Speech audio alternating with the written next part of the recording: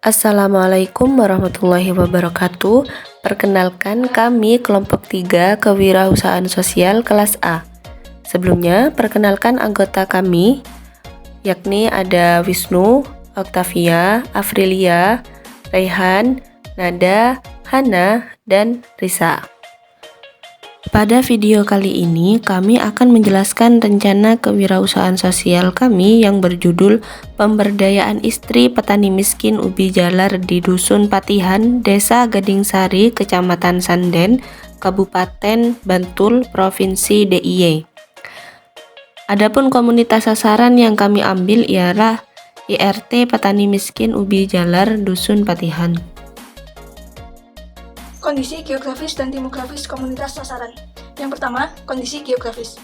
Dusun Patihan memiliki luas sekitar 87.220 hektar, serta secara administratif merupakan salah satu dusun yang berada di Desa Gadingsari, Kecamatan Sanden, Kabupaten Bantul, Provinsi Daerah Istimewa Yogyakarta.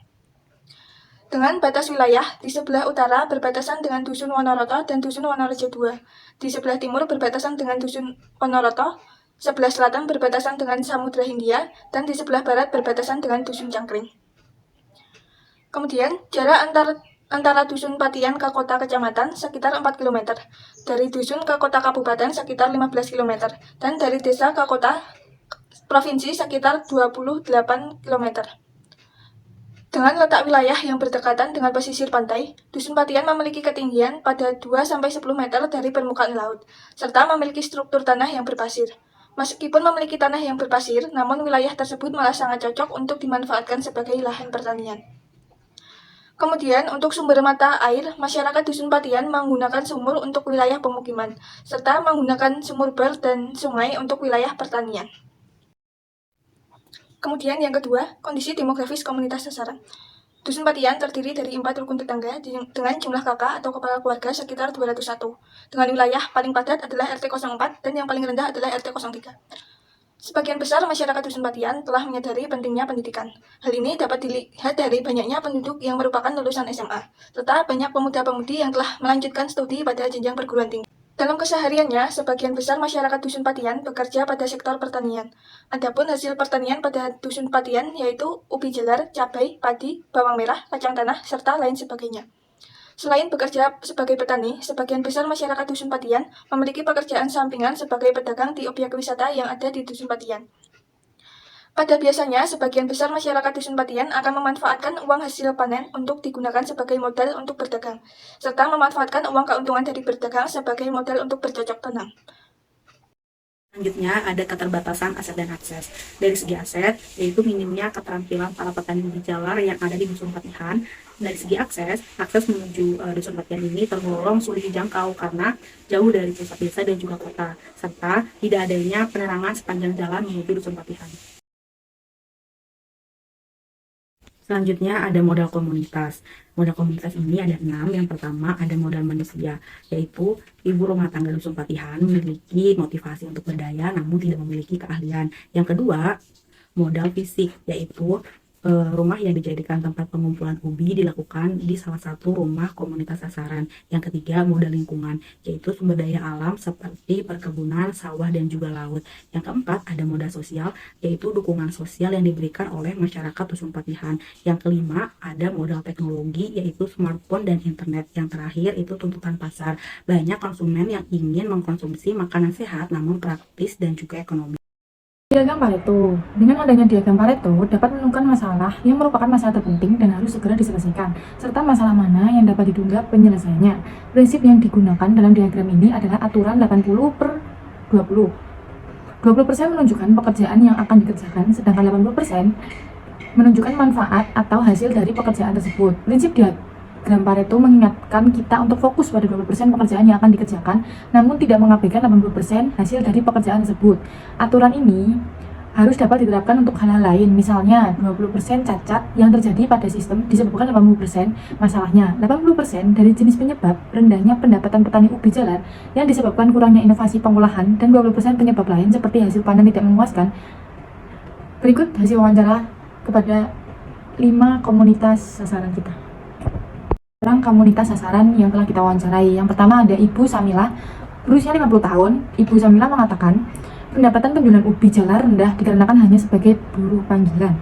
Yang kedua ada Ibu Jumariah, berusia 37 tahun. Ibu Jumariah mengatakan adanya virus atau hama pohon ubi jalar menyebabkan hasil panen rusak dan berakibat pada pendapatan ubi jalar yang rendah.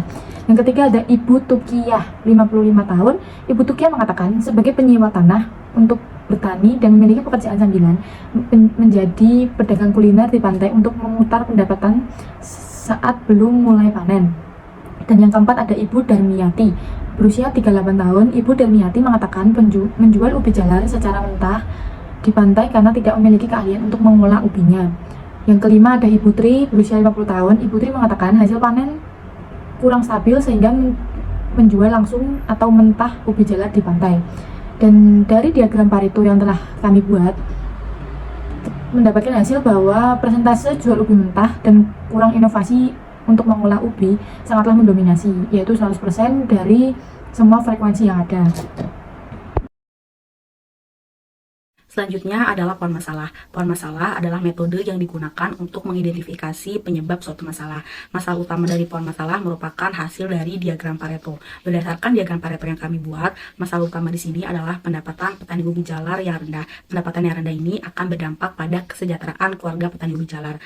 Pendapatan rendah disebabkan oleh kurangnya inovasi pengolahan dan juga masih dijual secara mentah. Hal tersebut dikarenakan oleh tidak adanya sumber daya baik itu dari manusia, waktu, dan juga modal. Kemudian ada pohon tujuan. Pohon tujuan adalah proses menerjemahkan masalah yang diidentifikasi dalam pohon masalah. Hubungan antara pohon masalah dan pohon tujuan terdapat pada dampak.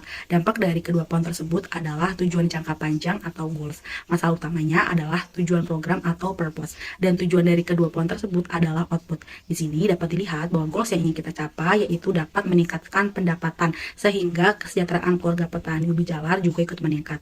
Program atau purpose yang ingin kita lakukan yaitu membentuk keterampilan ibu rumah tangga dalam inovasi produk mie ubi. Output dari kegiatan kami ada penyadaran, pelatihan membuat mie ubi, dan juga penumbuh kembangan suplai ubi jalar.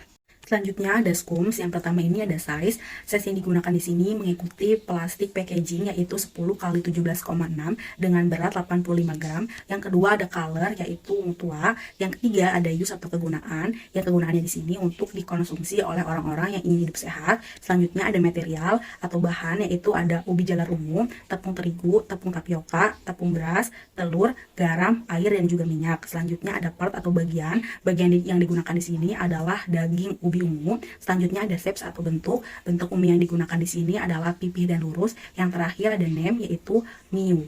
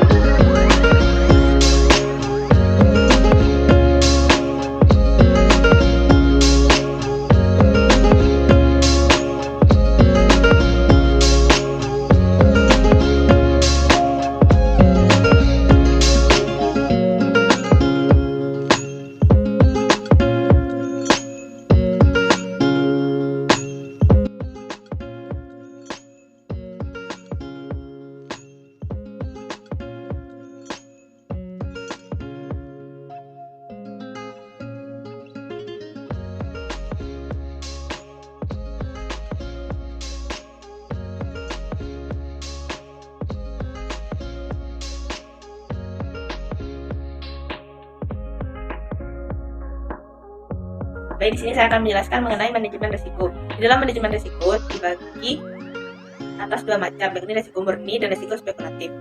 Di antara risiko murni ialah virus tanah yang mempengaruhi proses panen ubi. Yang kedua, gagal panen yang disebabkan oleh cuaca sering hujan. Yang ketiga, proses penjemuran ubi yang tidak stabil dikarenakan hujan. Lalu kemudian, proses pencetakan mie yang tidak sesuai harapan dikarenakan alat yang sukar dicari. Kemudian, risiko spekulatif. Dalam risiko spekulatif, kami mengidentifikasikan beberapa hal, yakni yang pertama, perubahan harga ubi yang melonjak di pasaran. Yang kedua, pembelian di kalangan komunitas sasaran tidak mencapai target. Lalu kemudian yang ketiga, modal yang dikeluarkan tidak sepadan dengan laba yang didapat. Dari kedua macam bentuk manajemen risiko yang telah dipaparkan tadi, maka akan menimbulkan beberapa bentuk kerugian. Yang pertama ialah adanya penyebaran virus di dalam tanah, dan ini akan menyebabkan proses panen ubi akan rendah, dan stok ubi akan mengalami kemunduran.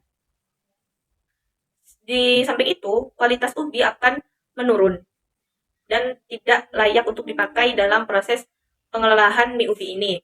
Lalu kemudian yang kedua, proses penjemuran yang tidak sesuai akan memperburuk kepada kualitas tepung yang dibuat dari ubi. Yang ketiga, proses pencetakan yang kurang bagus berpengaruh kepada minat komunitas sasaran dan dalam membeli produk mie ini. Lalu kemudian yang keempat, apabila harga ubi naik di pasaran, maka produksi ubi harus dikurangi dari produksi sebelumnya. Yang kelima, kerugian dari target, keuntungan yang harus dicapai tidak sesuai dan berpotensi kepada pembagian hasil dengan komunitas sasaran. Kami lanjutkan dengan analisa atau manajemen pencegahannya. Yang pertama, kami melakukan observasi dan penyadaran bersama petani ubi untuk menjaga kualitas ubi pada panen berikutnya dengan cara memperhatikan asupan pupuk dan melakukan penyiraman pestisida dengan rutin. Lalu yang kedua, dikarenakan penjemuran ubi tidak stabil dengan adanya hujan, maka kami menggunakan ubi rebus sebagai pengganti dari tepung ubi untuk menjaga kelembapan mie. Kami memvakum mie tersebut. Lalu kemudian, dalam proses pencetakannya, kami menginisiasi sebaik mungkin agar bentuk mie menarik dengan cara manual dicetak, dan kami mengkira-kira atau mengukur sendiri. Lalu kemudian, harga ubi yang melonjak naik mengakibatkan kami harus menurunkan harga jual produk mie kami. Laba yang tidak sesuai kami tutupi dengan planning kedua, yakni dengan menginisiatif produk kami atau mengembangkan olahan kami menjadi beberapa olahan seperti laba-laba tela, donat, dan lain-lainnya. Terdapat dua poin penting yang ada di dalam bagian model bisnis, yaitu yang pertama pada bagian investasi sosial, lalu yang kedua adalah di bagian model bisnis yang kami terapkan. Pada bagian pertama, yaitu bagian investasi sosial, ketika melakukan perencanaan bisnis sosial ini, perusahaan kami merencanakan untuk mengeluarkan dana investasi sebesar Rp4.200.000. Dana ini kami peroleh dari tiap anggota wirausaha sosial yang berjumlah 7 orang, dan dari masing-masing kami mengeluarkan uang sebesar Rp600.000.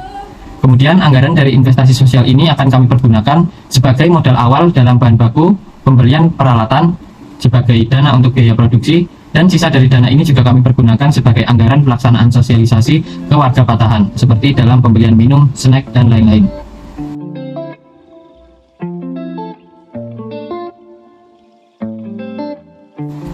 Selanjutnya, pada bagian timeline, kami telah melakukan kegiatan observasi yaitu pada tanggal 19 Maret 2023, di mana kami melakukan engagement, memetakan modal lokalitas komunitas dan juga karakter masyarakat dalam komunitas sasaran. Lalu pada tahap need assessment, kami telah melakukannya pada tanggal 13 April 2023, di mana kami melakukan cross-check data dari hasil observasi sebelumnya dan juga melakukan wawancara. Kemudian, kami juga merumuskan pohon masalah dan juga pohon tujuan. Lalu pada tahap sosialisasi, kami telah melakukan pada tanggal 5 Mei 2023, di mana kami melakukan sosialisasi inovasi sosial kepada komunitas sasaran, dan juga kami merencanakan timeline untuk pemberdayaan. Lalu pada tahap intervensi, kami telah melakukannya pada tanggal 7 Mei 2023, di mana pada tahap penyadaran, kami memberikan sosialisasi penyadaran kepada komunitas sasaran bahwa bahan baku dari ubi jalar ini memiliki potensi yang sangat besar. Lalu pada tahap pengkapasitasan, kami memberikan edukasi terhadap jenis inovasi produk yang bisa dilakukan oleh komunitas sasaran. Pada tahap ini kami memberikan inovasi yaitu pada olahan produk mie sehat yang terbuat dari ubi jalar.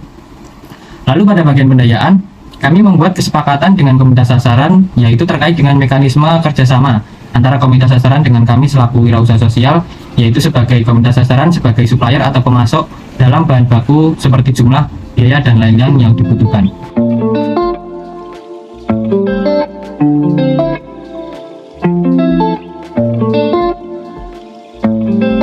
Manajemen pemasaran. Produk yang akan kami pasarkan ini ialah mie yang kami beri nama mie ubi ungu. Manajemen pemasaran yang pertama ialah packaging. Produk mie ubi jalar ini akan kami kemas dengan menggunakan plastik yang kemudian akan kami vakum. Pada plastik tersebut akan kami beri label yang berisi nama produk, komposisi produk, keunggulan produk, serta berat produk.